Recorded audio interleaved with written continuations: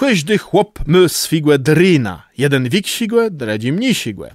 W Götce białk każdy chłop cezy je lepsi, ale w sercu i myślach nie ma to jak jej głosny. Chłopi na łegle nie są lechy dla swoich białk, są dobry ma. Do baro dobrych chłopów należy Jadam Żmyda z Wansur. Ciej mu jego Jewa westawiła na pełenkłe bulewci z kwasne mleczka, łecynął mleczkłe i rzekł: białkłe westo mlekłe, a dej swiniom, bo za swinie dostaniesz detci, a za mnie nick. Abo Jacek z Przetocina. Ten na rocie na swojej białci kupił 9 metrów płótna i płedarowu swojej Hance rzekł się: myś, Hankłe, chłec rozcobelnygłe na twoja rocizna.